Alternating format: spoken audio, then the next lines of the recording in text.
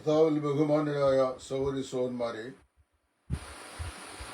നിങ്ങൾക്ക് എല്ലാവർക്കും വീണ്ടും എന്റെ സ്നേഹ വന്ദനങ്ങളെ പ്രകാശിപ്പിക്കുന്നു. ഇന്ന് ഒരു ചെറിയ വീഡിയോയുമായി ഞാൻ വീണ്ടും ഇടദിവസങ്ങൾക്ക് ശേഷം വരുന്നു. കുറേ ദിവസങ്ങളായി വളരെ ബന്ധപ്പാടുകൾ ഉണ്ടായിരുന്നു. പരസ്യ പ്രവർത്തനങ്ങൾ ധാരാളമുണ്ട്. അതുകൊണ്ട് ലൈവ് അല്പം വെട്ടിക്കുറച്ചു. മറ്റേ സാധാരണ എല്ലാ ദിവസവും വന്നുകൊണ്ടിരുന്നതാണ്. ഔട്ട്ഡോർ മിനിസ്ട്രി കഴിഞ്ഞിട്ട് ചിലപ്പോൾ വീട്ടിൽ വരുന്നത് ലേറ്റ് ഈവനിങ് ആയിരിക്കും. അതുകൊണ്ട് ആ ദിവസം അങ്ങനെ അത് പലപ്പോഴും സാധിക്കുന്നില്ല എന്നുള്ളൊരു യാഥാർത്ഥ്യമാണ്. ഇന്ന് ഞാൻ പറയാൻ ആഗ്രഹിക്കുന്നത്, ഇതിനു മുമ്പും പല ആളുകളും എന്നോട് ചോദിച്ചിട്ടുണ്ടെങ്കിൽ കഴിഞ്ഞ ദിവസം എന്നോട് ഒരു സഹോദരൻ ചോദിച്ച ഒരു ചോദ്യമാണ്. ആ ചോദ്യത്തിന്റെ ഉത്തരമാണ് ഇത്. പലവരും ഈ നിലയിൽ അല്ലെങ്കിലും വേറെ ഉള്ള നിലയിൽ ഞാൻ അതിന് ഉത്തരം പറഞ്ഞിട്ടുണ്ട്. ഇപ്പോൾ ഞാൻ പറയാൻ പോകുന്ന അതേ എന്നോട് ചോദിച്ച ചോദ്യം, ഒരു വിശ്വാസിയാകട്ടെ ഒരു ശുശ്രൂഷകനാകട്ടെ അദ്ദേഹം പാപത്തിൽ തുടരുക എന്നിരിക്കുക. ഏത് പാപമാണ്? ഒരു പ്രത്യേക പാപത്തിൽ തുടരുക, അല്ലെങ്കിൽ ഗൗരവതരമായ ഒരു പാപത്തിൽ തുടരുക. എന്നാൽ ആ പാപത്തിൽ തുടരുമ്പോൾ തന്നെ അങ്ങനെയുള്ള യാതൊരു വിഷയങ്ങളും അദ്ദേഹം പ്രവർത്തിക്കുന്നയാളല്ല എന്നുള്ള ഭാവേന അദ്ദേഹം ആ പാപത്തിൽ തുടരുകയും തന്റെ വിശ്വാസത്തിൽ തുടരുകയും തന്റെ ശുശ്രൂഷയിൽ തുടരുകയും ചെയ്താൽ ഇദ്ദേഹം രക്ഷിക്കപ്പെട്ടതാണോ രക്ഷിക്കപ്പെട്ടതല്ലയോ, എങ്ങനെ നമുക്ക് ഇദ്ദേഹത്തെ തിരിച്ചറിയാനായിട്ട് സാധിക്കും എന്നുള്ളതാണ് ചോദ്യം. അപ്പൊ ഞാൻ അതിന് അദ്ദേഹത്തോട് ഉത്തരം പറഞ്ഞു. അദ്ദേഹം പറഞ്ഞു, ഇതൊരു സാറേ ഒരു ലൈവിൽ ഈ മെസ്സേജ് പറഞ്ഞു കഴിഞ്ഞാൽ പലർക്കും ഇത് പ്രയോജനപ്പെടുന്നു. ഞാൻ ഇതിനു മുമ്പ് തന്നെ ഇതിന്റെ മറുപടി പല പ്രാവശ്യം പല വേളകളിൽ ഞാൻ പറഞ്ഞിട്ടുണ്ട്. എന്നാൽ അതൊക്കെ മലക്കം പറഞ്ഞ് പറയുന്നതാണ്. ഒടുവിൽ പറയും അവർ രക്ഷിക്കപ്പെട്ടവരല്ല എന്ന് പറയും. അങ്ങനെയൊന്നും പറഞ്ഞാൽ ഒക്കെ പാപം രക്ഷിക്കപ്പെട്ട പിന്നൊരു പാപവും ചെയ്യാൻ പാടില്ല, അങ്ങനെ ചെയ്യാൻ സാധിക്കില്ല എന്നൊക്കെയാണ് ഇത് ബാധിക്കുന്നത്. അതിന് ഉപോദ്ബലകമായി യോഹന്നാന്റെ ലേഖനത്തിൽ ഒരു വാക്യവുമുണ്ട്. യോഹന്നാൻ പറയുകയാണ്, He who is born of the Father does not commit sin. പിതാവിൽ നിന്ന് ജനിച്ചവൻ ആരും പാപം ചെയ്യുന്നില്ല. ഇത് നമ്മുടെ മലയാളം ബൈബിളിൽ അങ്ങനെ എഴുതിയിരിക്കുന്നത്. അതിന്റെ തന്നെ ഇംഗ്ലീഷ് വേർഷൻ, അതായത് ഇതേ വാക്യത്തിന്റെ English version, He who is born of the Father does not continue in the same sin എന്നാണ് എഴുതുന്നത്. ഇത് നമ്മൾ അർത്ഥവ്യത്യാസമുണ്ട്. ദൈവത്തിൽ നിന്ന് ജനിച്ചവൻ ആരും പാപം ചെയ്യുന്നില്ല എന്ന് മലയാളത്തിൽ എഴുതുന്ന വചനം നമുക്ക് he who is born of the father does not continue in the same sin. പിതാവിൽ നിന്ന് ജനിച്ചവൻ ആരും ഒരേ പാപത്തിൽ തുടരുന്നില്ല എന്നാണ് അർത്ഥമാക്കുന്നത്. അപ്പൊ എന്നോട് ചോദിച്ച ചോദ്യം, അപ്പൊ മലയാളം ബൈബിൾ തെറ്റാണെന്നാണ് സാർ പറയുന്നത്. ഞാൻ അങ്ങനെയല്ല പറയുന്നത്. ഇപ്പൊ യോഹന്നാൻ തന്നെ ഒരു ലേഖനത്തിനകത്ത് സാക്ഷ്യം പറയുന്നവർ മൂവരുണ്ട്. ആത്മാവ്, ജലം, രക്തം എന്നാണ് പറയുന്നത്. ആ സാക്ഷ്യം പറയുന്നവർ മൂവരുണ്ട്. ആത്മാവ്, ജലം, രക്തം എന്നാണ് ചെയ്യുന്നത്. അതിനോട് ചേർന്ന് നമ്മുടെ ഈ തമിഴ് ബൈബിളിൽ ഏതോ ഒരു അസ്വസ്ഥയുള്ള ഒരുത്തം വന്ന് ഡിസ്ലൈക്ക് അടിക്കുന്നുണ്ട്. മുഖം കാണിച്ചടിക്കാമെങ്കിൽ എനിക്ക് വളരെ സന്തോഷമുണ്ട്. അല്ലെങ്കിൽ നീയും പാപത്തിൽ തുടരുന്നവനായതുകൊണ്ട് നിനക്ക് ഇഷ്ടപ്പെടുന്നില്ല എന്നേ ഉള്ളൂ. അപ്പോ ഇവിടെ ഈ തമിഴ് ബൈബിളില് പരലോകത്തിലെ സാക്ഷി ഇരുപ്പവர்களே മൂവർ, പരലോകത്തിലെ സാക്ഷി ഇരുപ്പവர்களே മൂവർ, പിതാ, വാർத்தை, പരിശുദ്ധ ആവി എമ്പവர்களே ഇമ്മൂവരും ഒന്നായിരിக்கிறேன். എന്ന് പറഞ്ഞാൽ സ്വർഗത്തിൽ സാക്ഷ്യം പറയുന്നവർ 3 പേർ, പിതാവ്, പുത്രൻ, പരിശുദ്ധ ആവിനാൽ പരിശുദ്ധാത്മാവ്. എമ്പവர்களே ഇമ്മൂവരും ഒന്നായിരിക്കണം. ഇവർ 3 പേരും ഒന്നായിരിക്കുന്നു എന്നാണ് ആ വാക്യം. ആ വാക്യം തത്വത്തിൽ നമ്മുടെ മലയാളം ബൈബിളിൽ ഇല്ല. അപ്പൊ ബൈബിളിന്റെ ചില ഭാഗങ്ങളിൽ ട്രാൻസ്ലേഷൻ വരുമ്പോൾ ആശയങ്ങൾ പൂർത്തീകരിക്കപ്പെടാത്ത ചില വചനഭാഗങ്ങൾ അവിടെ ഇവിടെയായി പല വിഷയങ്ങളും നമുക്ക് കാണാൻ സാധിക്കും. അപ്പൊ അവിടെ നമ്മൾ കാണുന്നത്, വായിക്കുമ്പോൾ മനസ്സിലാക്കുന്ന ഒന്ന്, വളരെ വ്യക്തതയോടെ മനസ്സിലാക്കേണ്ട ഒന്ന്, ഇവിടെ പറയുക യോഹന്നാൻ ഇപ്പൊ ഒരുത്തന്നെ ഇപ്പൊ ഡിസ്ലൈക്ക് അടിച്ചല്ലോ, അതാണ് ഇങ്ങനെ തമ്പ് കാണിച്ചു. എന്നാൽ അവര് പക്ഷേ വല്ല വ്യഭിചാരിയോ അല്ലെങ്കിൽ മദ്യപനോ ഏതെങ്കിലും തോന്നിയാവാസിൽ ജീവിക്കുന്നവനോ ആയിരിക്കാൻ സാധ്യത. അത് അവര് തുടങ്ങിയപ്പോഴും തന്നെ ഒരു ക്രിമികടി ഉണ്ടായി. കാരണം ഇങ്ങനെയുള്ള വിഷയങ്ങൾ സംസാരിക്കാൻ ഇവിടെ ഇപ്പൊ ഇന്ന് ആളുകളിലെ സംസാരിക്കുന്നതിന് നേരെയുള്ള പ്രശ്നമായി ഞാൻ ഇങ്ങനെ കാണിക്കുന്നത്. നാണം ഇല്ലെങ്കിൽ പിന്നെ ചെയ്യാൻ പറ്റും. അപ്പോ നമ്മള് ഇവിടെ യോഹന്നാൻ പറയാണ്, he who is born of the father does not continue in the same sin. പിതാവിൽ നിന്ന് ജനിച്ചവൻ ആരും ഒരേ പാപത്തിൽ തുടരുന്നില്ല. ഞാൻ അതിന്റെ വിശദീകരണം പറയാൻ പോകുന്നത്.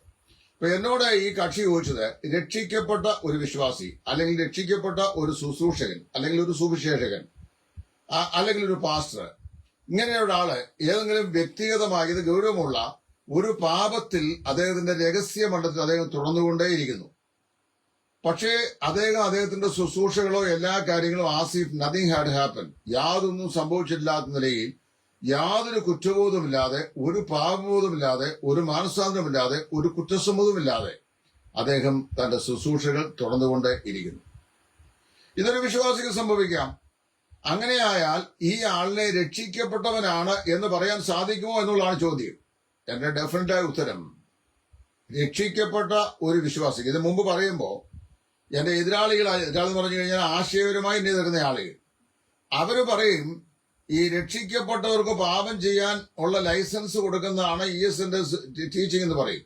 ഞാൻ എന്റെ പൊന്നു സഹോദരന്മാരെ ഇന്ന് വരെ ആരോടും അങ്ങനെ ലൈസൻസ് കൊടുത്തില്ല. അത് തന്നെയല്ല, ലൈസൻസിങ് ഇഷ്യൂയിങ് അതോറിറ്റി അല്ല ഞാൻ. അപ്പൊ അതിന് ഞാൻ ആരോടും പറയേണ്ടതില്ല. ഞാൻ പറഞ്ഞതാണ്, രക്ഷിക്കപ്പെട്ട ഒരു വിശ്വാസിയും ഒരു പാപം ചെയ്തു പോകാം. ഒരു പാപവും ചെയ്യാത്ത ഏതെങ്കിലും ആൾക്കാരുണ്ടോ? ചെറിയ ചെറിയ കള്ളങ്ങളൊക്കെ നമ്മൾ പറയാറില്ലേ? ഇപ്പൊ എന്നെ കേൾക്കുന്ന നിങ്ങൾ ആരെങ്കിലും ഞാൻ രക്ഷിക്കപ്പെട്ട നാൾ മുതൽ ഇന്ന് വരെ ഒരു വാക്ക് പോലും ഞാൻ കളവ് പറഞ്ഞിട്ടുണ്ടെന്ന് പറഞ്ഞാൽ അവൻ മഹാകളനാ. അത് കാര്യം അങ്ങനെ പറയാതിരിക്കാൻ ആൾ കഴിയില്ല, പറയും. അതിശോക്തിപരമായി പറഞ്ഞാലും കളവല്ലേ, സത്യം കൂട്ടി പറഞ്ഞാലും അത് കള്ളവല്ലേ. അപ്പൊ അങ്ങനെയൊക്കെ പറയും. അപ്പൊ രക്ഷിക്കപ്പെട്ട ഒരു വിശ്വാസിക്ക് ജീവിതത്തിന്റെ ഏതെങ്കിലും ഒരു തലത്തിൽ ഒരു പക്ഷെങ്കിൽ ഏതെങ്കിലും നിലയിലുള്ള പാപം സംഭവിച്ചു എന്ന് പറയാം. അതുകൊണ്ടാണല്ലോ യോഹന്നാൻ തന്റെ 1-ാം ലേഖനം 2-ാം അധ്യായത്തിന്റെ 1-ാം വാക്യത്തിൽ, കുഞ്ഞുങ്ങളെ നിങ്ങൾ പാപം ചെയ്യാതിരിക്കേണ്ടതിന് ഞാൻ ഇത് നിങ്ങൾക്ക് എഴുതുന്നു. എങ്കിലും ഒരുവൻ പാപം ചെയ്തു പോയാലോ, യേശു ക്രിസ്തു എന്ന നീതിമാനായ കാര്യസ്ഥൻ നമുക്ക് പിതാവിന്റെ വലതുഭാഗത്തുണ്ട്. അപ്പൊ അവിടെ പറയുന്നത് പോസിബിലിറ്റി ഓഫ് കമ്മിറ്റിംഗ് സിൻ ആണ്, പാപം ചെയ്തു പോകാനുള്ള സാധ്യത. അതിന്റെ റീസൺ ഞാൻ പല പ്രാവശ്യം പറഞ്ഞതാണ്, still we are, though we are born again people, still we are abiding in our natural physical flesh body. അതായത് നമ്മൾ രക്ഷിക്കപ്പെട്ടവരാണെങ്കിലും ഇന്ന് നമ്മൾ പ്രകൃതിദത്തമാകുന്ന നമ്മുടെ ഈ ജഡമുള്ള ശരീരത്തിലാണ് ആയിരിക്കുന്നത്. ഇപ്പൊ ജഡശരീരത്തിലായിരുന്നതുകൊണ്ട് the flesh is succumbable to sin. ജഡം പാപം ചെയ്യാൻ വിധേയപ്പെടുന്നതാണ്, അല്ലെങ്കിൽ അത് വിധേയപ്പെട്ടു പോകുന്നതാണ്. കാര്യം ഈ ജഡത്തിന് ഇതുവരെയും തേജസ്കരണം സംഭവിച്ചിട്ടില്ല. അങ്ങനെ വന്നാലും അവന് പാപം ചെയ്യാം. ഉദാഹരണം പറഞ്ഞു കഴിഞ്ഞാൽ, ഒരു വിശ്വാസി വേദപുസ്തകത്തിൽ പറഞ്ഞിട്ട് മദ്യപാനി ദൈവരാജ്യം അവകാശമാക്കുകയില്ല. The drunkard shall not inherit the kingdom of God എന്നാണ് ഇരിക്കുന്നത്. അപ്പം മദ്യപാനം ശീലമാക്കിയ ഒരാൾ അവൻ ദൈവരാജ്യം അവകാശമാക്കുകയില്ല.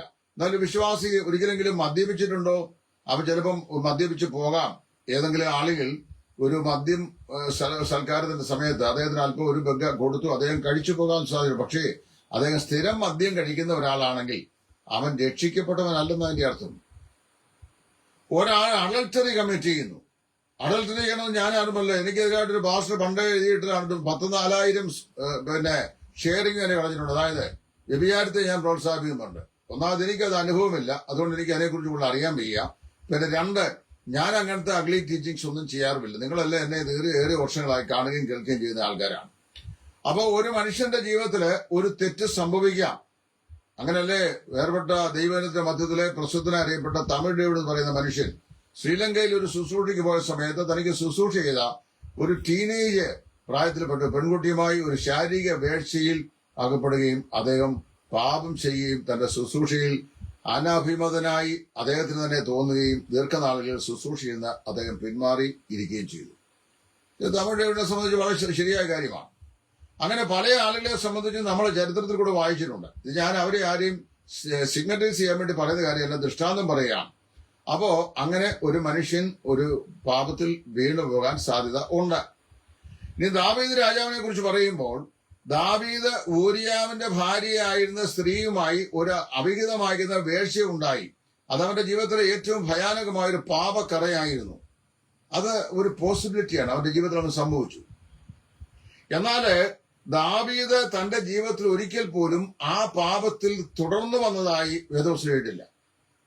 ഒരു രക്ഷിക്കപ്പെട്ട വിശ്വാസി അറിഞ്ഞുകൊണ്ടോ അബദ്ധവശാലോ അല്ലെങ്കിൽ സാഹചര്യങ്ങൾ സമ്മർദ്ദങ്ങൾ കൊണ്ടോ അറിഞ്ഞുകൂടല്ല എന്ന് പറയുന്നില്ല. ഏത് പാപവും മനുഷ്യൻ ചെയ്യുന്നത് അറിഞ്ഞുകൊണ്ട് തന്നെയാണ്. അറിഞ്ഞുകൂടാതെ എന്ന് പറയാൻ പ്രയാസമാണ്. കാര്യം ഒരാളുടെ പേഴ്സിനകത്ത് 100 രൂപ മോഷ്ടിച്ചു.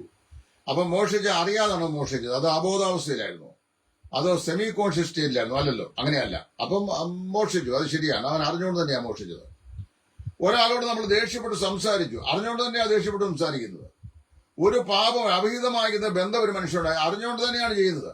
അപ്പൊ മനസാക്ഷിയും മനസ്സും എല്ലാം അറിഞ്ഞ മനസാക്ഷി വിലക്കിനെ മറികടന്നുമാണ് ചെയ്യുന്നത്. അപ്പൊ അതുകൊണ്ട് അറിയാതെ ചെയ്തു എന്ന് പറയുന്നതിനകത്ത് അർത്ഥമില്ല. എന്നാൽ അബദ്ധവശാൽ ഒരുത്തൻ പാപം ചെയ്തു എന്ന് പറയുന്നത് ആവർത്തന പുസ്തകം, യോശുവയുടെ പുസ്തകം പറ്റി പറയുന്നത്, ഒരുവനുമായിട്ട് ഒരു കലഹമുണ്ടായി അല്ലെങ്കിൽ അഭിപ്രായദേശം ഉണ്ടായി, ഒരു തല്ലു കൊടുത്തു, അവനെ ഉരുണ്ട് വീണ് ചത്തുപോയി. ചാകാൻ വേണ്ടി അടിച്ചതല്ല, പക്ഷെ ദേഷ്യത്തിൽ നിന്ന് ചെയ്താണ്, കൊല്ലണമെന്നുള്ള ആഗ്രഹം ഉണ്ടായിരുന്നില്ല, അവൻ മരിച്ചുപോയി. ഇതാണ് അബദ്ധവശാൽ സംഭവിക്കുന്ന കാര്യം. പഴയ മതത്തിലെ വ്യവസ്ഥയാണ്, പുതിയ മതത്തിൽ അതിന് വ്യവസ്ഥയില്ല. അപ്പോ ഇവിടെ നമ്മൾ വായിക്കുന്നത്, ഒരു മനുഷ്യൻ രക്ഷിക്കപ്പെട്ട ആളാണെങ്കിലും അവന്റെ ശരീരം തിരസ്കരിക്കപ്പെട്ടില്ലാകിയാൽ ഏതെങ്കിലുമൊക്കെ സ്വഭാവത്തിൽപ്പെട്ട ഒരു പാപത്തിൽ അവൻ നിബന്ധിക്കാനുള്ള സാധ്യത 99.999% സത്യമാണ്. അങ്ങനെ സംഭവിച്ചുകൂടാകുകയില്ല, അതിനെ നിരീക്കുന്നില്ല. എന്നാൽ യോഹന്നാനോട് പറയുന്നത് എങ്ങനെയാ? He who is born of the father does not continue in the same sin. ഒരേ പാപത്തിൽ പിതാവിൽ നിന്ന് ജനിച്ചവന് ആർക്കും തുടരാൻ സാധിക്കുകയില്ല. ഉദാഹരണം പറഞ്ഞു കഴിഞ്ഞാൽ, ഞാൻ രക്ഷിക്കപ്പെട്ടു വിശ്വാസിയാണ്. യേശുക്രിസ്തുവിന്റെ ചങ്കിലെ ചോരയാൽ പാപങ്ങളുടെ മോചനം പ്രാപിച്ചവരാണ്. ദൈവത്തിന്റെ പരിശുദ്ധാത്മാവിന്റെ അധിവാസം എന്റെ ജീവിതത്തിലുണ്ട്. കർത്താവായ യേശുക്രിസ്തു എന്നിൽ വസിക്കുന്നുണ്ട്. പിതാവായ ദൈവം തന്റെ വഴിയിൽ കൂടി എന്നെ ദൈവകരത്താൽ നടത്തുന്നുണ്ട്. അങ്ങനെയിരിക്കുന്ന ഞാന് എന്റെ ജീവിതത്തില് ഒരേ പാപത്തിൽ നിരന്തരമായി തുടരുന്നു എങ്കിൽ ഞാൻ രക്ഷിക്കപ്പെട്ടതല്ലെന്നാണ് ദൈവനും പറയുന്നത്. രക്ഷിക്കപ്പെടാത്ത എത്രയോ ആളുകൾക്ക് അങ്ങനെ ചെയ്യാൻ സാധിക്കും. ഇപ്പൊ ഈജിപ്തിലെ മോശ ചെയ്ത 10 അടയാളങ്ങളിൽ 9 അടയാളങ്ങളും ഈജിപ്തിലെ മന്ത്രവാദികൾ ചെയ്യാൻ കഴിഞ്ഞു. മോശയുടെ വടി അവൻ നിലത്തിട്ടപ്പോൾ അത് സർപ്പമായി മാറി. മിസ്രൈമിലെ മന്ത്രവാദികളും അതുപോലെ തന്നെ അവരുടെ വടി നിലത്തിട്ടു, അത് സർപ്പമായി മാറി. തവളയെ വിളിച്ചു വരുത്തി, തവളയെ മന്ത്രവാദികൾക്കും വിളിച്ചു വരുത്താൻ പറ്റി. അപ്പൊ മിസ്രൈമിലെ മന്ത്രവാദികൾക്ക് പാസ് ഓവർ, അതായത് പെസഹായുടെ ദിവസമുണ്ടായ സംഹാരവും വീണ്ടെടുപ്പ്, ഈ 2 കാര്യങ്ങൾ ചെയ്യാനായിട്ട് സാധിച്ചില്ല. ബാക്കി 9 അടയാളങ്ങളും ഈ മന്ത്രവാദികൾക്കും ചെയ്യാൻ കഴിഞ്ഞു എന്ന് വായിക്കുന്നു. അപ്പൊ രക്ഷിക്കപ്പെടാത്ത ഒരു വ്യക്തിക്ക് രക്ഷിക്കപ്പെട്ടവനാണ് എന്നുള്ള ഭാവത്തിൽ അവന്റെ ജീവിതകാലം മുഴുവൻ അവൻ രക്ഷിക്കപ്പെട്ടവനാണെന്നുള്ള വിശ്വാസത്തിൽ അവനായിരിക്കുകയും അപ്പോൾ തന്നെ അവൻ അവസരോചിതമായി കനകാവസരം ലഭിച്ചാൽ പാപം ചെയ്തു പോവുകയും ആ പാപത്തിൽ തുടരുകയും ചെയ്യുന്നു എങ്കിൽ അങ്ങനെയുള്ളവൻ എത്ര വലിയവനായാലും ചെറിയവനായാലും അവൻ രക്ഷിക്കപ്പെട്ടവനല്ലെന്നാണ് ദൈവത്തിന്റെ വചനം കൊണ്ട് മനസ്സിലാക്കാൻ സാധിക്കും. ഇതിന് കർത്താവ് യേശു ക്രിസ്തു ഒരു ദൃഷ്ടാന്തം പറഞ്ഞു. വൃക്ഷത്തെ ഫലം കൊണ്ടല്ലോ തിരിച്ചറിയുന്നത്. A tree is determined by its fruit. ഒരു വൃക്ഷത്തെ അതിന്റെ ഫലം കൊണ്ടാണ് തിരിച്ചറിയുന്നത്. ഒരു വൃക്ഷം മാവാണെന്ന് തിരിച്ചറിയുന്നത് അതിൽ കിടക്കുന്ന മാങ്ങ കൊണ്ടാണ്. അല്ലെ, മാവാണെന്ന് ആരും തിയററ്റിക്കലി പറഞ്ഞു കഴിഞ്ഞാൽ മാവിനെ കുറിച്ചുള്ള പേര് മാത്രമേ നമുക്ക് അറിയത്തുള്ളൂ. But we personally realises and or recognises that it is a mango tree. അതൊരു മാങ്ങോ മരമാണെന്ന് നമ്മൾ ഫലം കൊണ്ട് തിരിച്ചറിയുന്നു. Coconut tree is recognised by coconut the fruit. അപ്പൊ തെങ്ങയിലെ തേങ്ങ കണ്ടിട്ടാണ് നമ്മളത് തെങ്ങാണ് എന്ന് മനസ്സിലാക്കും. ഇടയ്ക്ക് പിശാച് നല്ലൊരു സബ്ജക്റ്റ് ആയതുകൊണ്ട് വീഡിയോയുടെ ഇതിന്റെ വൈഫൈയുടെ സ്ട്രെങ്തും കുറച്ചു. ഇടയ്ക്ക് പോസ്റ്റ് ചെയ്തു. ഞാൻ ഈ പറഞ്ഞു വരുന്നതിന്റെ രക്തം ചുരുക്കം, ഒരു പാപി യഥാർത്ഥമായി രക്ഷിക്കപ്പെടുക എന്ന് പറഞ്ഞാൽ യഥാർത്ഥമായ പാപബോധം ജീവിതത്തിലുണ്ടായിട്ട് അനുതാപമുള്ള ഹൃദയത്തോടെ തന്റെ പാപങ്ങളെയും കുറ്റങ്ങളെയും യേശു ക്രിസ്തുവിനോട് ഏറ്റുപറഞ്ഞ് കർത്താവായ യേശുവിനെ ജീവിതത്തിൽ രക്ഷിതാവും കർത്താവുമായി അവൻ കൈക്കൊള്ളുമ്പോഴാണ് ഒരു രക്ഷയുടെ അനുഭവം അവനുണ്ടാകുന്നത്. അതുമുതൽ കർത്താവായ യേശു അവന്റെ ഹൃദയത്തിൽ വരികയും പരിശുദ്ധാത്മാവ് അവന്റെ ജീവിതത്തിൽ സ്ഥിരവാസം ചെയ്യുകയും വിശുദ്ധിയുടെ ആത്മാവ് അവനെ വിശുദ്ധിയുടെ പാതയിൽ നേർവഴിയിൽ നടത്തുകയും ചെയ്യുന്നു. അപ്പോൾ അങ്ങനെയുള്ള ഒരു വിശ്വാസിക്ക് ഒരേ പാപത്തിൽ ജീവിതകാലം മുഴുവൻ തുടരാൻ സാധിക്കത്തില്ല. ഒരു വിശ്വാസിയുടെ ജീവിതത്തിൽ ഏതെങ്കിലും നിലയിലുള്ള പാപങ്ങൾ സംഭവിച്ചാലും പാപത്തിന്റെ ഒരേ തനിമയിൽ, അതായത് ഒരേ സ്വഭാവത്തിൽ ഒരാൾ മോഷ്ടിക്കുന്ന സ്വഭാവം ഒരിക്കൽ മോഷ്ടിച്ചു, പക്ഷെ ജീവകാലം മുഴുവൻ രക്ഷിക്കപ്പെട്ടവനാ എന്ന് പറഞ്ഞ് അവന് മോഷ്ടിക്കാൻ പറ്റുകയില്ല. ഒരാൾ വ്യഭിചാരം ചെയ്തു, ജീവകാലം മുഴുവൻ ആ വ്യഭിചാരത്തിന് തുടരാൻ കഴിയുകയില്ല.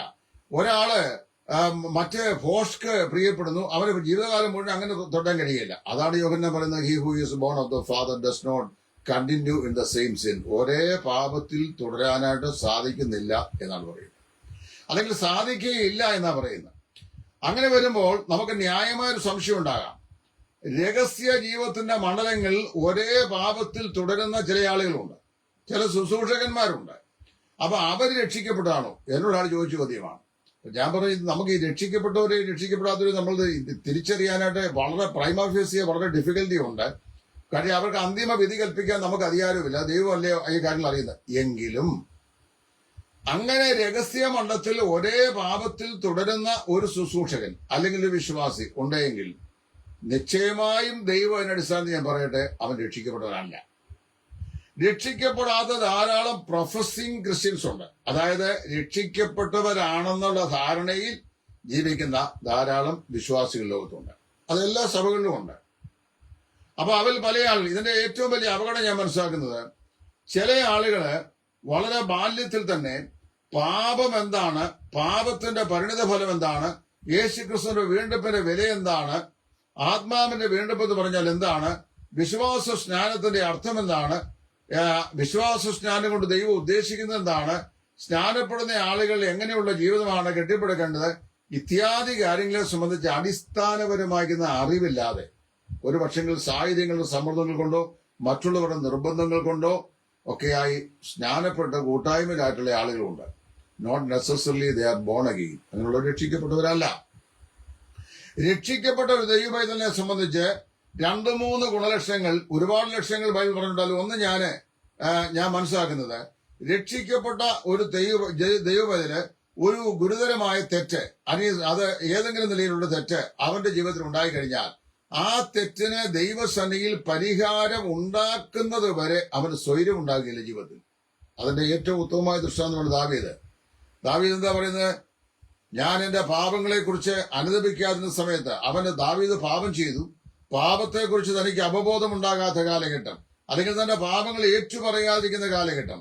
ഈ കാലഘട്ടത്തില് അവിടെ 32-ാം സംഖ്യയിൽ പറയാണ്, ഞാൻ മിണ്ടാതിരുന്നപ്പോൾ, that means when I remained speechless, ഞാൻ മിണ്ടാതിരുന്നപ്പോൾ, ഞാൻ ഒന്നും പറയാതിരുന്നപ്പോൾ നിത്യമായ ഞരക്കത്താൽ എന്റെ അസ്ഥികൾ ക്ഷയിച്ചു പോയി. അവന്റെ അന്തരാത്മാവിൽ അവൻ അനുഭവിച്ച വേദനയെ കുറിച്ച് പറഞ്ഞു, എന്റെ നിത്യമായ ഞരക്കത്താൽ എന്റെ അസ്ഥികൾ ക്ഷയിച്ചു പോയി. രാവും പകലും നിന്റെ കൈ എന്റെ മേൽ ഭാരമായിരുന്നു, എന്റെ മധ്യ വേനൽക്കാലത്തിന്റെ ഉഷ്ണത്താൽ എന്നപോലെ വറ്റിപ്പോയി. ഞാൻ എന്റെ പാപം നിന്നോട് അറിയിച്ചു, എന്റെ അകൃത്യം മറച്ചതുമില്ല. എന്റെ ലംഘനങ്ങളെ യഹോവയോട് ഏറ്റുപറയുമെന്ന് ഞാൻ പറഞ്ഞു, അപ്പോൾ നീ എന്റെ പാപത്തിന്റെ കുറ്റം ക്ഷമിച്ചു തന്നു. നോക്കണം, ഇത് ഏറ്റുപറയാതിരുന്ന സമയത്ത് അസ്ഥി, കണ്ണ്, കയ്യ്, കാല്, ദേഹം, മാംസം, ശരീരം എല്ലാം ക്ഷയിച്ചു.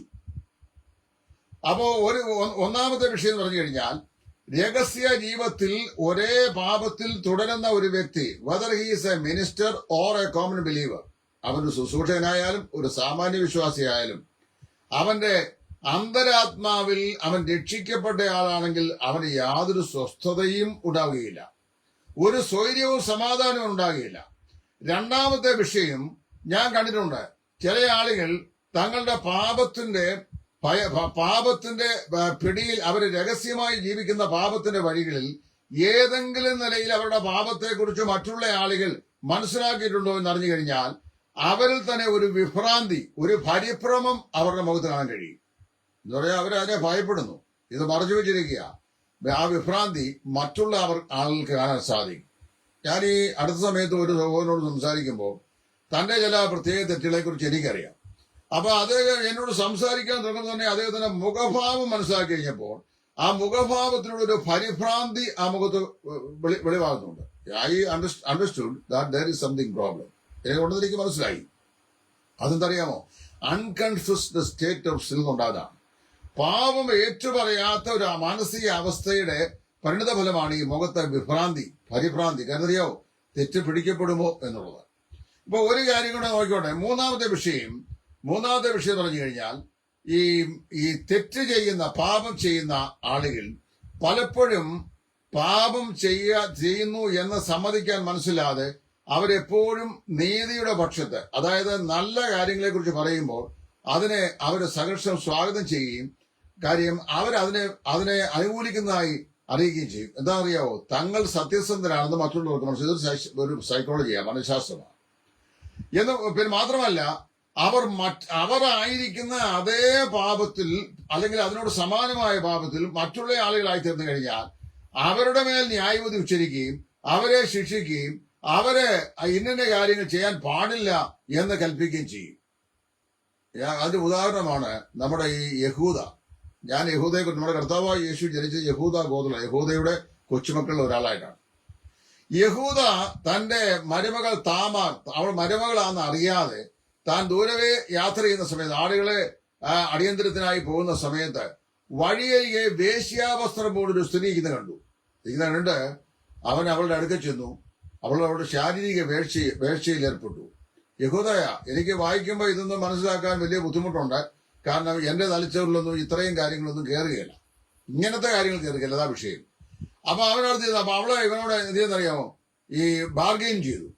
അവൾ ബാർഗെയിൻ ചെയ്ത് അവളുടെ ശരീരം ഇവനുമായി പങ്കിടണമെങ്കിൽ അതിനെ പാരിതോഷികമായി എന്ത് കൊടുക്കും? അവൻ പറഞ്ഞു, ഞാൻ ഒരു കോലാട്ടിൻ കുട്ടിയെ നിനക്ക് കൊടുത്തയക്കാം എന്ന് പറഞ്ഞു.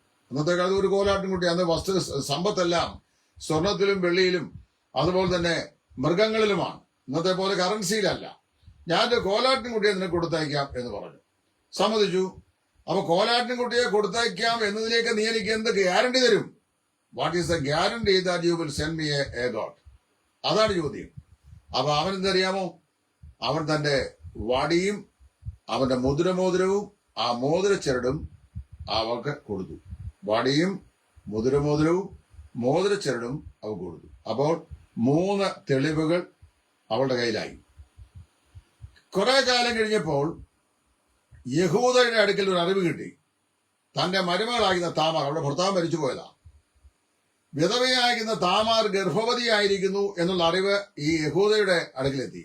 അപ്പോൾ തന്നെ യഹൂദ ഭയങ്കര ദേഷ്യം മാത്രമല്ല, സ്പൊറാഡിക്കലി വളരെ ഗൗരവമായ നിലയിൽ പൊട്ടിത്തെറിച്ചു, പ്രതികരിച്ചു.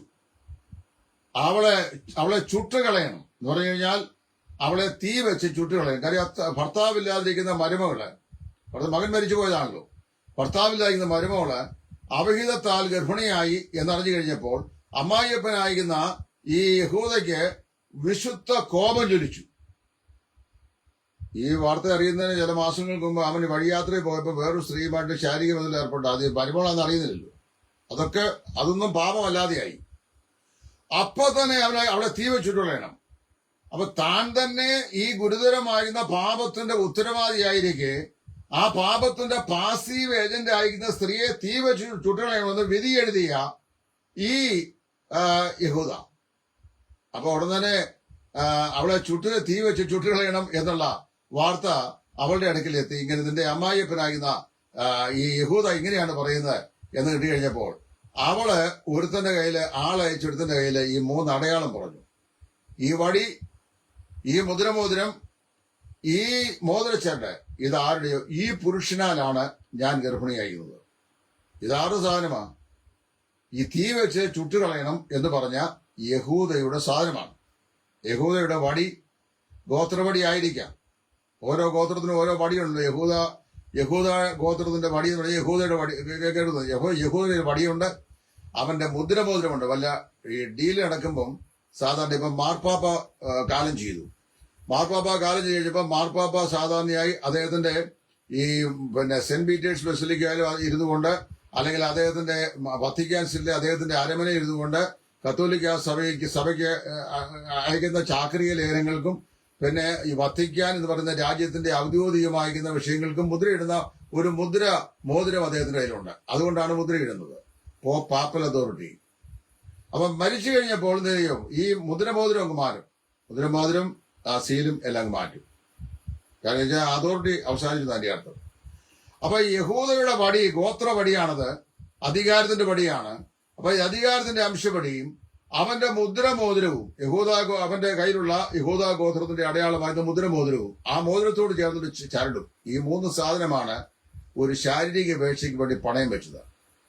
അപ്പൊ ഈ പണയം വെച്ച് ഈ സാധനം പറഞ്ഞു ആ കോലാട്ടുകൊണ്ടിനെ കൊടുത്തയച്ചേക്കാം എന്നതിലേക്കുള്ള ഗ്യാരണ്ടിയാണ്. പക്ഷെ സംഭവിച്ചതെന്നു ചോദിച്ചു കഴിഞ്ഞാൽ, അവൾ ഗർഭിണിയായി എന്നറിഞ്ഞു കഴിഞ്ഞപ്പോൾ അവിഹിതമാണ് ആ ബന്ധം, പക്ഷെ അവന്റെ ആണെന്ന് അവന് ഓർത്തില്ല. വേഗത്തിൽ അവളെ തീ വെച്ച് ചുറ്റുകളയെന്ന് വിധിനിയായും പ്രഖ്യാപിച്ചു. അങ്ങനെ ഇരിക്കുമ്പോഴാണ് ഇവൾ ഇത് കൊടുത്തയക്കുന്നത്. ഈ വക സാധനങ്ങളുടെ ഉടമസ്ഥൻ മുഖാന്തരമാണ് ഞാൻ ഗർഭിണി. അപ്പോൾ അവൻ പറയാണ്, അവൾ എന്നേക്കാൾ നീതിയുള്ളവൾ. നമ്മൾ പലപ്പോഴും മറ്റുള്ള ആളുകളുടെ ചില പ്രത്യേക പാപങ്ങൾക്ക് ദൈവം തമ്പുരാൻ വിധി കൽപ്പിക്കും മുമ്പ് തന്നെ നമ്മൾ അവരെ കുറിച്ച് വിധി കൽപ്പിക്കാറുണ്ട്. അവൻ ഇങ്ങനെയാണ്, അവൻ ഇനി മേലാൽ ശുശ്രൂഷ ചെയ്യാൻ പാടില്ല, അവൻ ഇങ്ങനെ ചെയ്യാൻ പാടില്ല, അവൻ ഒഴിഞ്ഞിരിക്കണം, മാറിയിരിക്കണം എന്ന്. അതേ പാപത്തിൽ നാം തുടർന്നു കഴിഞ്ഞാൽ, നമ്മളിലൊരാൾ തുടർന്നു കഴിഞ്ഞാൽ നമ്മൾ അതേക്കുറിച്ച് നിശബ്ദതയും പാലിക്കുക. നിശബ്ദത പാലിച്ചാൽ എന്താ അതിനുള്ള മുഖാന്തരം? അന്നത്തെ കാലത്ത് ഈ ഇന്റർനെറ്റും വാട്സാപ്പും ഇൻസ്റ്റാഗ്രാമും ഫേസ്ബുക്കും ഇങ്ങനെയുള്ള സംവിധാനങ്ങളൊന്നും ഇല്ലല്ലോ. അതൊക്കെ ഈ നൂതനമായ ടെക്നോളജികളാണല്ലോ. അതുകൊണ്ടാണ് ഈ വടിയും ഈ പറയപ്പെട്ട മുദ്രമോതിരവും മോതിരച്ചേട്ടും ഒക്കെ കൊടുത്തേച്ച് കാര്യം സാധിച്ചു പോയത്. ഇന്ന് അങ്ങനെയല്ല. ഇന്ന് തെളിവുകൾ, മനുഷ്യന്റെ കൈവിരലുകൾ ചതിക്കുന്ന ഏത് സംവിധാനം തെളിവുകൾ ശേഖരിച്ചുകൊണ്ട് ആണ് അവന്റെ ജീവിതത്തെ നിയന്ത്രിച്ചുകൊണ്ടിരിക്കുന്നത്. ആ തെളിവുകൾ നിശബ്ദമായി നമുക്കെതിരെ വിരൽ ചൂണ്ടിയാൽ, ആ തെളിവുകൾ യാഥാർത്ഥ്യമായാൽ നമ്മളെങ്ങനെ പ്രതികരിക്കും? ഞാൻ ഒരിക്കൽ ഒരു ക്ലാസ്സിൽ പറഞ്ഞാണ്, 1990 ആരംഭം, 90 കൊണ്ടിരുന്നല്ലേ, തിരുവട്ടാറാർ കൃഷ്ണൻകുട്ടി അവர்களுം ഞങ്ങളെല്ലാം കൂടി മുണ്ടക്കയം ടു മറയൂർ 2 പ്രാവശ്യം സുവിശേഷ പര്യടനങ്ങൾ നടത്തി. മനുഷ്യവാസമുള്ള എല്ലാ സ്ഥലങ്ങളിലും പരസ്യ യോഗങ്ങളും രാത്രി യോഗങ്ങളും സംഘടിപ്പിച്ച് ഒരു 3-3.5 മാസം നീണ്ടിരിക്കുന്ന ശുശ്രൂഷയായിരുന്നു. സന്തോഷമായ ശുശ്രൂഷ. അങ്ങനെ ഇരിക്കുമ്പോൾ ഞങ്ങള് ഹൈറേഞ്ച് മേഖലയിലെ ഒരു വിശാലമായ ഒരു പട്ടണപ്രദേശമായിരുന്നു. അവിടെ ചെന്ന് കഴിഞ്ഞപ്പോൾ അവിടുത്തെ ഒരു പട്ടണ റൗഡി എന്ന് പറഞ്ഞാൽ ഒരു വലിയ ഗുണ്ടയാണ്, അവിടുത്തെ റൗഡിയാണ്. അദ്ദേഹത്തെ എല്ലാവർക്കും പേടിയാ. അദ്ദേഹത്തിന് ഇങ്ങനെ വലിയ ചുരുട്ടി വെക്കാത്ത മീശ ഉണ്ട്. അതേ 2 നാരങ്ങ അറ്റത്ത് വെച്ച് കഴിഞ്ഞാൽ അതിരിക്കുകയും ചെയ്യും. അതിലൊരു എല്ലാവർക്കും പേടിയാണ്.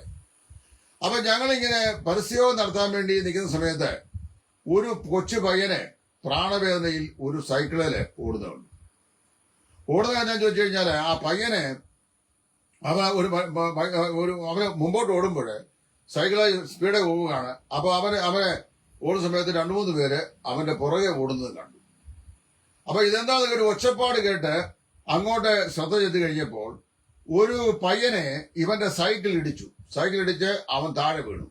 ഇവനിങ്ങനെ സൈക്കിൾ അടിച്ചു കഴിഞ്ഞപ്പോൾ പിള്ളേർ അവനെ പിടിക്കാൻ വേണ്ടി ചുറ്റുപാടുള്ള ആൾക്കാരെല്ലാം നോക്കി കഴിഞ്ഞപ്പോ ഈ റൗഡി കയറി ഇടപെട്ടു. റൗഡി പറഞ്ഞു, ആ വണ്ടിയൊക്കെ സൈക്കിളൊക്കെ ഉണ്ടായാൽ അങ്ങനെയൊക്കെയാ, മുട്ടി തട്ടുകയൊക്കെ ചെയ്യും, ആർക്കാണ് അവനെ പിടിക്കേണ്ടത്, വിടറ അവനെന്ന് പറഞ്ഞു. അപ്പൊ ഇവനെ പേടിച്ച് അവനെ അങ്ങ് വിട്ടു.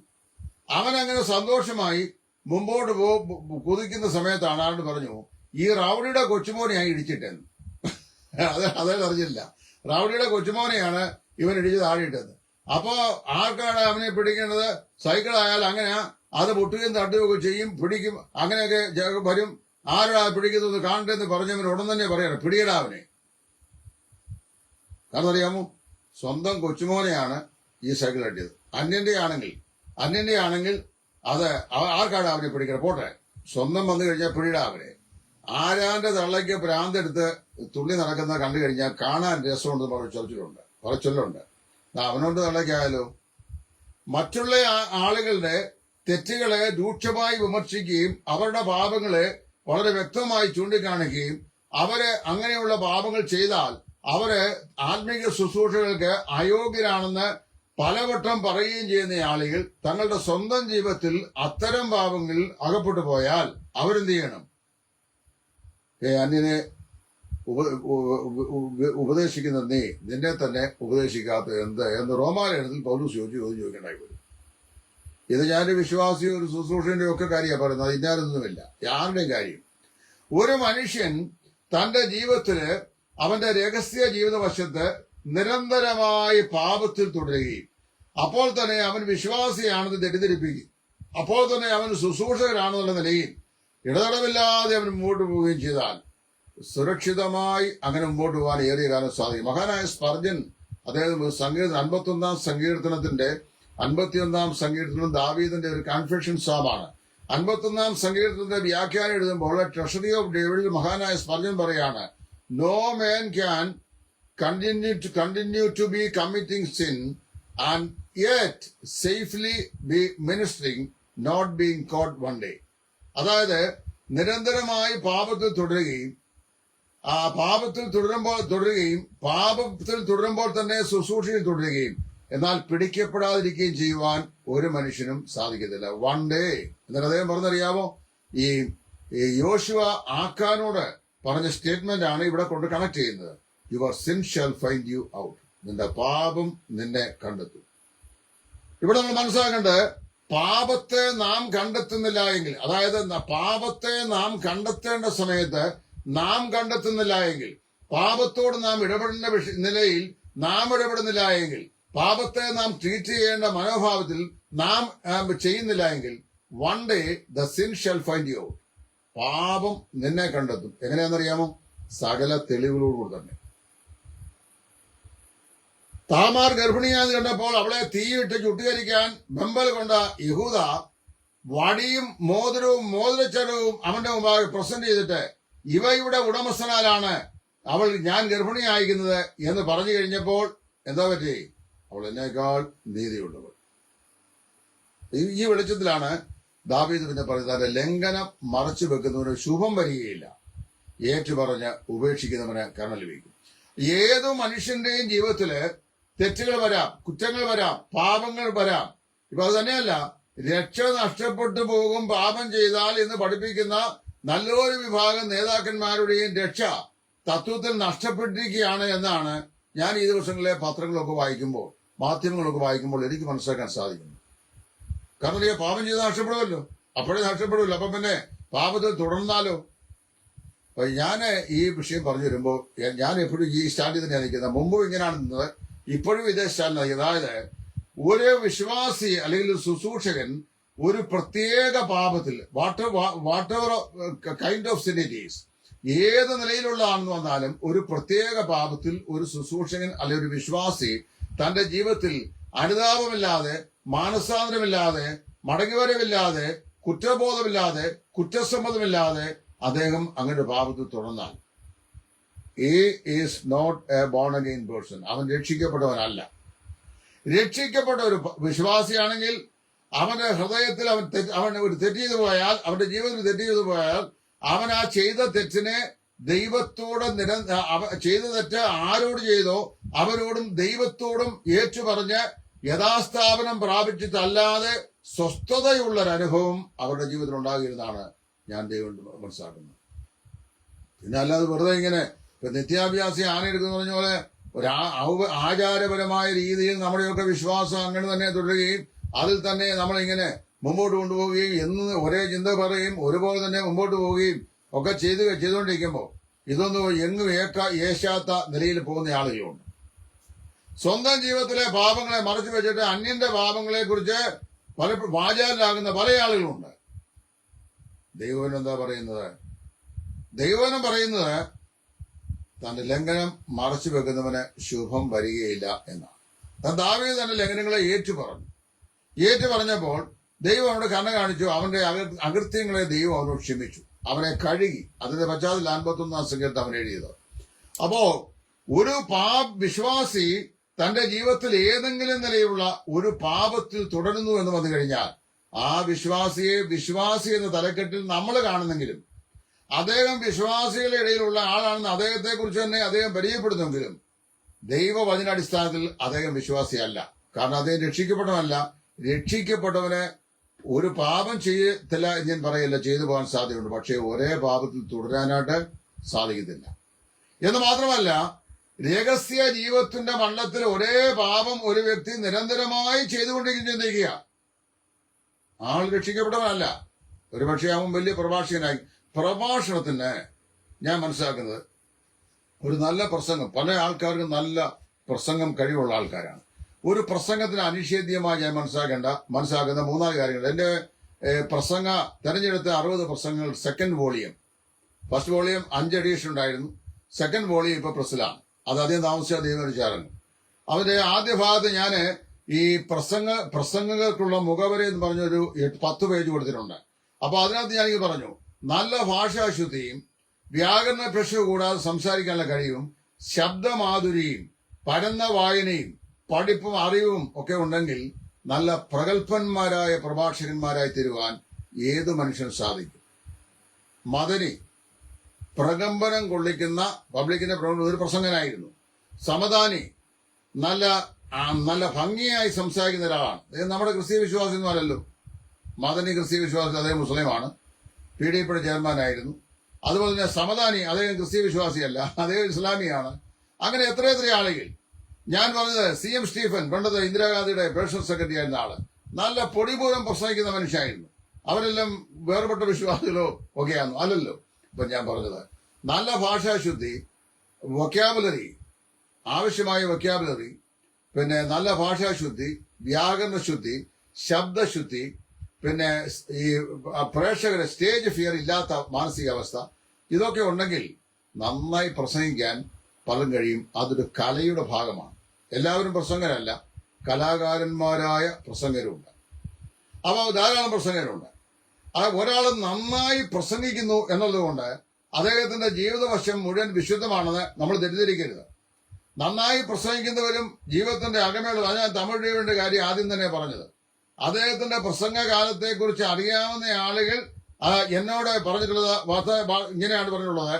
ഇദ്ദേഹം സ്റ്റേജിൽ നിന്ന് സുവിശേഷം പ്രസംഗിക്കുന്നത് കണ്ടാൽ ഗബ്രിയേൽ ദൂതൻ സ്വർഗത്തിൽ നിന്ന് ഇറങ്ങി വന്ന് പ്രസംഗിക്കുന്ന പ്രതീതിയായിരുന്നു ജനക്കുണ്ടായിരുന്നു.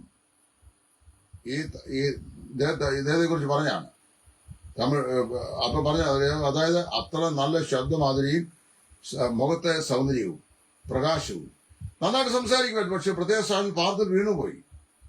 അപ്പൊ ഞാൻ പറഞ്ഞത്, ഇങ്ങനെയുള്ള ജീവിത സാഹചര്യങ്ങൾ എന്താ വായിക്കുന്നത്? റോമാലേഖനം 10:9 10 വാക്യങ്ങൾ സാറ് ഈ പറയുന്നത് വചനവിരുദ്ധമാണ്.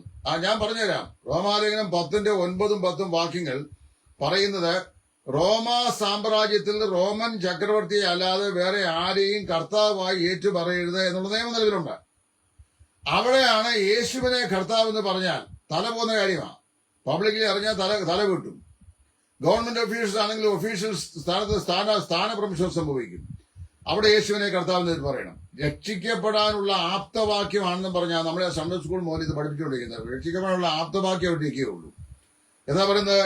ഒരു വ്യക്തി രക്ഷിക്കപ്പെടുക എന്ന് പറഞ്ഞു കഴിഞ്ഞാൽ ആഴമേറിയ പാപബോധം ഹൃദയത്തിലുണ്ടായിട്ട് ആ പാപബോധത്തിൽ നിന്ന് ഉണ്ടാകുന്ന മാനസാന്തരം പാപത്തെ ഏറ്റുപറയുന്ന അവസ്ഥയിലേക്ക് അവനെ കൊണ്ടുവരികയും അവൻ തികഞ്ഞ ഭയഭക്തിയോടുകൂടെ സങ്കടത്തോടുകൂടെ തന്റെ പാപങ്ങളെ ഏറ്റുപറഞ്ഞ് അവയെ ഉപേക്ഷിച്ചിട്ട് യേശു ക്രിസ്തുവിനായി തന്റെ ജീവിതം സമർപ്പിക്കും. പിന്നീട് അവൻ പാപത്തെ സ്നേഹിക്കും. അതുകൊണ്ടാണ് പാപത്തെ സ്നേഹിപ്പാൻ ഞാനിനിയും പോകുമോ, ദൈവത്തിന് ബദലായി ജീവിക്കും ഞാനിനി. അല്ലാതെ യേശുവിനെ കർത്താവ് നേരിട്ട് പറയുന്നത് ദൈവം ഉണ്ടെന്ന് നീ വിശ്വസിക്കുന്നു, കൊള്ളാം. പിശാചുക്കളും അങ്ങനെ വിശ്വസിക്കുകയും വിറക്കുകയും ചെയ്യുന്നു എന്ന് യാക്കോബ് പറഞ്ഞിട്ടുണ്ട്. അപ്പൊ യേശു ക്രിസ്തുവിനെ രക്ഷിതാവും കർത്താവുമായി സ്വീകരിച്ചു എന്ന് പറയുന്നു. നല്ല ശുശ്രൂഷകന്മാരായിരിക്കുന്നു, പ്രൗഢഗംഭീരമായി പ്രസംഗിക്കുന്നു. അങ്ങനെ പ്രസംഗിച്ച ഒരു പുള്ളിയല്ലേ കഴിഞ്ഞ ദിവസം പോലീസ് അറസ്റ്റ് ചെയ്ത് കോടതി ഹാജരാക്കിയത്, ഈ പോക്സോ ചുമത്തി. അങ്ങനെ എത്രയെത്ര ആളുകളെ പിടിക്കുന്നു. പഞ്ചാബിലെ അടുത്ത സമയത്ത് അവിടുത്തെ വലിയ പ്രശസ്തനായ ഒരു പുള്ളിയെ പിടിച്ചത്. അങ്ങനെ എത്ര പേരെ പിടിക്കുന്നു? പിടിക്കപ്പെടാത്ത എത്രയോ ആൾ നടക്കുന്നു. രഹസ്യ മണ്ഡലത്തിൽ പാപത്തിൽ തുടരുന്ന ഒരുവൻ പോലും ദൈവവചന പ്രകാരം രക്ഷിക്കപ്പെട്ടവനല്ല. അവന് രക്ഷ എന്താണെന്ന്, രക്ഷയുടെ യാതൊരു രൂപാന്തരവും അവന്റെ ജീവിതത്തിൽ സംഭവിച്ചില്ല. കാരണം എന്ന് വെച്ചാൽ രക്ഷിക്കപ്പെട്ടവനാണെങ്കിൽ അവന്റെ സ്വഭാവം യോസേപ്പിനെ പോലെയായിരിക്കും. ഞാൻ ഈ അതിക്രമം ചെയ്ത് എന്റെ ദൈവത്തോട് പാപം ചെയ്യുന്നത് എങ്ങനെയെന്ന് പറഞ്ഞ് പാപം ചെയ്യാനുള്ള കനകാവസരം ലഭിച്ചപ്പോൾ അവിടുന്ന് അദ്ദേഹം ചെയ്തു, വഴുതി മാറിപ്പോയി, തന്നെ താൻ വഴുതി മാറിപ്പോയി. നമ്മളുടെ ശരീരം ഞാൻ പല പ്രാവശ്യം സൂചിപ്പിച്ചിട്ടുള്ളതാണ്, ദൈവത്തിന്റെ പരിശുദ്ധാത്മാവിന്റെ ആലയമാണ്. രക്ഷിക്കപ്പെട്ട വിശ്വാസിയുടെ ശരീരം ദൈവത്തിന്റെ പരിശുദ്ധാത്മാവിന്റെ ആലയമാണ്. അപ്പൊ നായോസ് എന്ന ഗ്രീക്ക് വാക്കാണ് ഉപയോഗിക്കുന്നത്. അതിന്റെ അർത്ഥം എന്ന് വെച്ചാൽ വിശുദ്ധ സ്ഥലം എന്നാണ്. അപ്പൊ നമ്മുടെ ശരീരം വിശുദ്ധ സ്ഥലമാണ്. ആരുടേത്? പരിശുദ്ധാത്മാവ് അധിവസിക്കുന്ന വിശുദ്ധ സ്ഥലം. അപ്പൊ ഈ ശരീരത്തെ എന്ത് ചെയ്യണം? വിശുദ്ധിയിൽ സൂക്ഷിക്കണം എന്നാണ് ദൈവനും പറയുന്നത്. അപ്പൊ വാസ്തവത്തില് ദൈവത്തിന്റെ പരിശുദ്ധാത്മാവിന്റെ ആലയമായ ശരീരത്തെ ദൈവത്തിന്റെ വചനപ്രകാരം വിശുദ്ധിയിൽ സൂക്ഷിക്കാൻ കഴിയാത്ത ഒരുവനും രക്ഷിക്കപ്പെട്ടവനല്ല. അത് ഇന്ന സഭക്കാരനൊന്നുമില്ല, ആ രക്ഷിക്കപ്പെട്ടവനെ അല്ല. ഇന്നത്തെ സഭകളിൽ ഞാൻ നമുക്ക് തുറന്നു പറയാം, എല്ലാം പറയും, എന്നെ ഇപ്പൊ ഇതിന്റെ രക്ഷിക്കപ്പെട്ടവരുടെ ഡയറി കുറിപ്പ് എഴുതാൻ വേണ്ടി ഒന്നും ദൈവം ഏൽപ്പിച്ചിട്ടില്ല. എന്നാൽ ഞാൻ പറയും, ഇന്നത്തെ ബ്രദറൻ പെന്തക്കോസ്ത് സഭകളിൽപ്പെട്ട 80% ആളുകളും ശരിയായ നിലയിൽ വീണ്ടും ജനനം പ്രാപിച്ചവരല്ല. വീണ്ടും ജനിച്ചവരുടെ വീട്ടിൽ ജനിച്ചവരോ അല്ലെങ്കിൽ മാനസാന്തര ലക്ഷണം ഉണ്ടായിട്ട് വെള്ളത്തിൽ ചാടി സ്നാനപ്പെട്ട് വിശ്വാസികളായവരുമാണ്. രക്ഷിക്കപ്പെട്ടവരാണെങ്കിൽ പാപത്തെ സ്നേഹിപ്പാൻ ഞാൻ ഇനിയും പോകുമോ? പാപം എന്ന് പറയുന്ന വിഷയത്തിൽ കേൾക്കുമ്പോൾ അവിടുന്ന് ഓടി രക്ഷപ്പെടും. ദൈവം അറയ്ക്കുന്ന, ദൈവവചനം വിലക്കുന്ന യാതൊരു പാപത്തിലും അങ്ങനെയുള്ള വിശ്വാസിക്ക് തുടരാനായിട്ട് സാധിക്കത്തില്ല. അങ്ങനെ ഒരു വിശ്വാസി തുടരുന്നെങ്കിൽ അവൻ രക്ഷിക്കപ്പെട്ടവരാണ്. അതാണ് യോഹന്നാൻ പറഞ്ഞതിന്റെ അർത്ഥം. He who is born of the Father does not continue in the same sin. പിതാവിൽ നിന്ന് ജനിച്ചവൻ ആരും ഒരേ പാപത്തിൽ തുടരുന്നില്ല. ഒരേ പാപത്തിൽ രക്ഷിക്കപ്പെട്ടു എന്ന് പറയുന്ന ഒരാള് തുടർമാനമായി ജീവിക്കുന്നുവെങ്കിൽ, ഒരേ പാപത്തിൽ രക്ഷിക്കപ്പെട്ടു എന്ന് ആള് തുടർമാനമായി പ്രവർത്തിക്കുന്നു എങ്കിൽ, ഒരേ പാപാവസ്ഥയിൽ അവൻ നിശബ്ദനായി രഹസ്യ ജീവിത മണ്ഡലം ആ നിലയിൽ പരിപാലിക്കപ്പെടുന്നെങ്കിൽ അവൻ രക്ഷിക്കപ്പെട്ടവനല്ല. Is a professing Christian. അവന്റെ രക്ഷ നഷ്ടപ്പെടുന്നില്ല. കാരണം അറിയാവോ, രക്ഷിക്കപ്പെടാത്തവനൊന്നും രക്ഷ എങ്ങനെയാണ് നഷ്ടപ്പെടുന്നത്? അവന്റെ രക്ഷയുമായിട്ട് യാതൊരു ബന്ധവുമില്ല. രക്ഷയുമായി യാതൊരു ബന്ധമില്ലാത്തവന്റെ രക്ഷ നഷ്ടപ്പെടുവോ? അപ്പൊ ഇവിടെ ഞാൻ മനസ്സിലാക്കുന്നത്, നമ്മുടെ ജീവിതത്തിലെ ഈ പ്രസംഗമോ ശുശ്രൂഷകളോ നമ്മുടെ പുറമേയുള്ള പ്രകടനങ്ങളോ പ്രകടന പത്രികകളോ പ്രഹസനങ്ങളോ ഒന്നും ആന്തരികമായ വിശുദ്ധിയുടെ ബാഹ്യമായ പ്രകടനമല്ല. ഇതെല്ലാം ഇമിറ്റേഷൻസ് ആണ്. മിക്കവാറും ഉള്ളതെല്ലാം ഇമിറ്റേഷൻസ് ആണ്. നമ്മൾ എന്ത് ചെയ്യണം? കർത്താവിനെയാണ് അനുകരിക്കേണ്ടത്.